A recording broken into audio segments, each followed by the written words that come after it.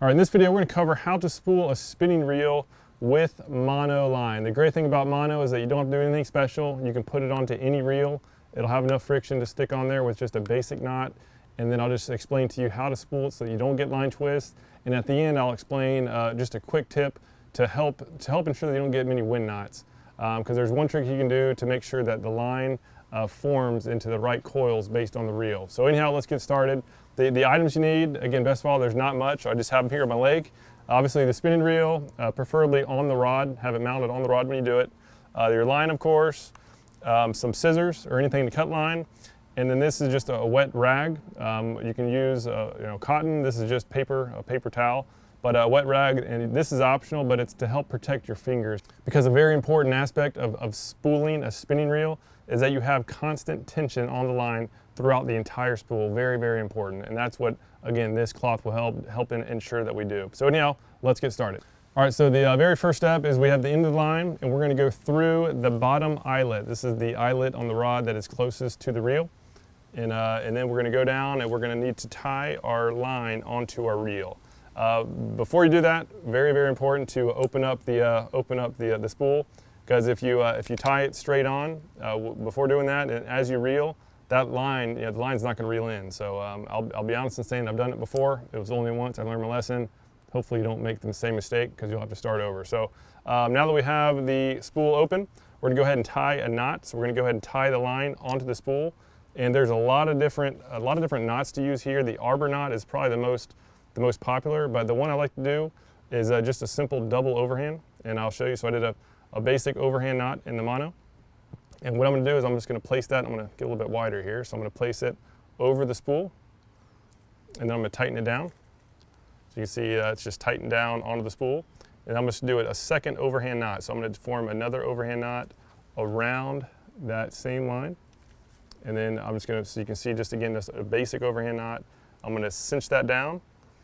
And what that'll do is that'll help grip the spool. And now as I pull it tight, this is now basically a slip knot. It'll eventually cinch down. I'm just going to kind of wiggle it back and forth, and this way I don't even really need scissors. So I'm going to wiggle it down all the way till it's just about to get to the tag end.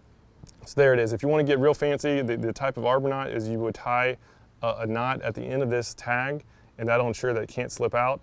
But I never ever let a fish get this far, because these knots are not going to be strong. If you ever let a fish get all the way down to the very last knot, more than likely it's going to take all of your line out. That's bad for the environment. That's going to kill the fish that has the line.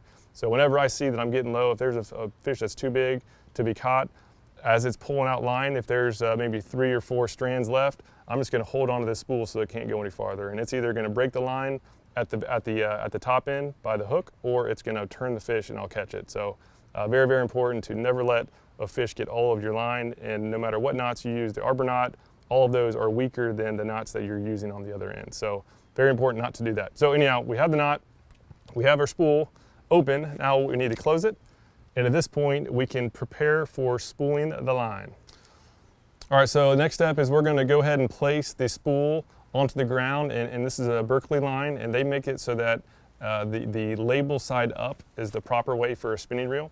So we're going to go ahead and place it out. We want to have it out enough distance so that it's directly below this top eye. So we have it straight down below the eye. And with this line is we're going to, again, we have to keep constant tension.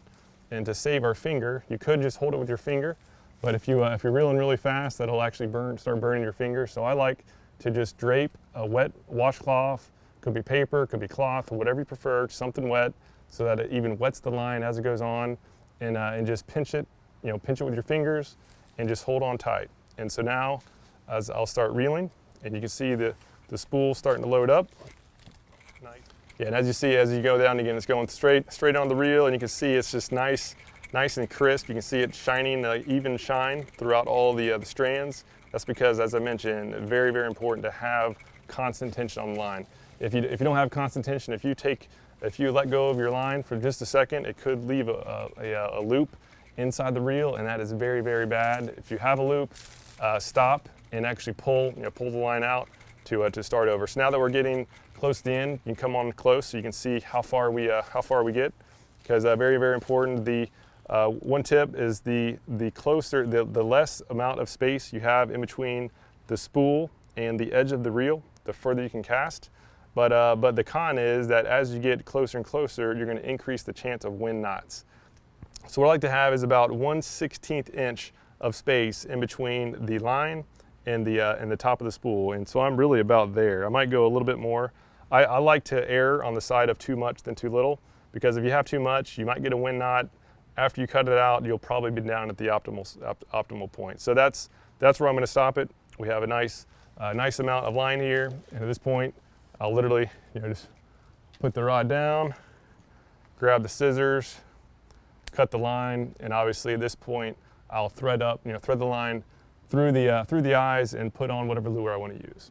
All right, so I promised a tip on how to make sure that the line, it forms, it has its memory formed to this new spool size. Because when you start, the line memory is around a spool size that is, obviously you can see it's about twice as big, much larger. So right now this line still tries to remember this spool size. And so how to fix that, how to make sure that it remembers this new shape, is that you get the line. So I just have the line, I haven't tied my lure on yet. But just get it, and you can either attach, tie this to your rod, just keep the tagging out of the way, and we're going to put this under warm water. So I go into the kitchen, get the water nice and warm, and I'll just put this, I'll just set it going out for just a normal pace, and then have that warm water go all the way around the reel. So I put it under the water, let the water just hit right on the spool, and I'll just slowly move my drag like this, so that water has enough time to soak in.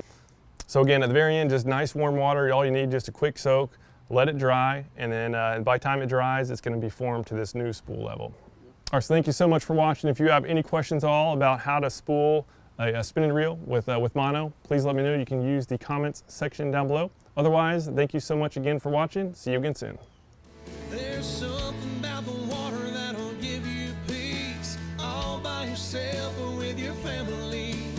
Live salt strong and wear the line today.